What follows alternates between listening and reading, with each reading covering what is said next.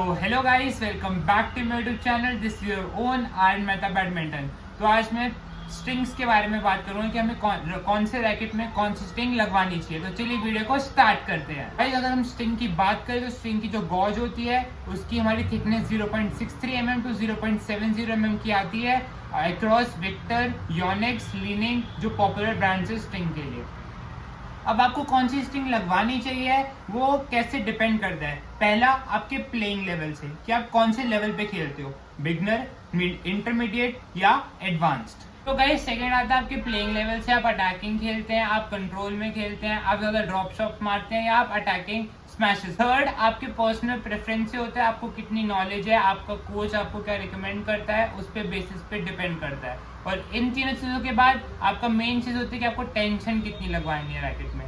तो बिगनर जो होते हैं वो अक्रॉस 17 टू 24 या 25 एलबीएस तक की टेंशन लगवाते हैं। जो इंटरमीडिएट प्लेयर्स होते हैं वो 25, 26 अप टू 30 एलबीएस तक लगवाते हैं। और जो प्रोफेशनल प्लेयर्स होते हैं वो 30 टू 33 एलबीएस तक की टेंशन लगवाते हैं।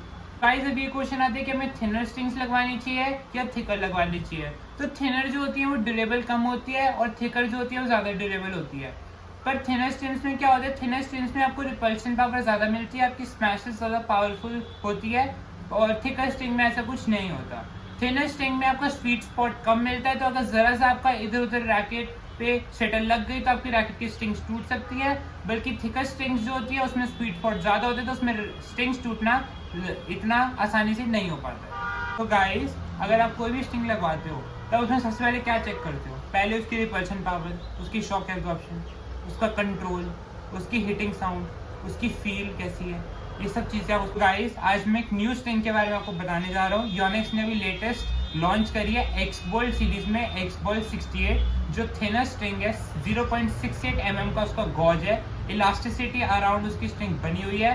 कलर्स जो है वो है yellow, black and white, 3 colours में। अगर हम उसके पैरामीटर्स के बारे में बात करें तो उसकी जो रिपल्शन पावर आती है वो 9 आउट ऑफ 10 आती है, कंट्रोल जो है वो 10 आउट ऑफ 10 आता है और जो ड्यूरेबिलिटी है वो 11 आउट ऑफ 10 आती है। हाँ जी, पहली बार योनेक्स की एक्सबोल्ट सीरीज के अंदर योनेक्स ने इतना बड़ा क्लेम करा है कि उसकी स्ट्रिंग जो है वो बहुत ज्यादा ड्यूरेबल है और उसको 11 आउट ऑफ 10 मार्किंग दी गई है। उसकी हिटिंग साउंड 8 आउट ऑफ 10 और शॉक एग्जॉर्प्शन 6 आउट ऑफ 10 है। आपको किसी भी स्ट्रिंग में combination of quick repulsion, control, durability मिलता है तो वो बेस्ट स्ट्रिंग होती है। और इन सब में एक्सबोल्ट 68 सबसे टॉप में आती है जैसे योनेक्स क्लेम करता है। ड्यूरेबिलिटी के अंदर ये सबसे बढ़िया योनेक्स की स्ट्रिंग है, जितनी भी योनेक्स की स्ट्रिंग अभी तक आई है उससे सबसे ज्यादा बढ़िया एक्सबोल्ट 68 है। योनेक्स का मानना है कि इसमें रिपल्शन पावर बहुत ज्यादा इंक्रीज्ड है और इसकी ड्यूरेबिलिटी इतनी ज्यादा है कि ये स्ट्रिंग बहुत जल्दी नहीं टूटेगी। तो thank you guys for watching my video, like, share and subscribe. Thank you.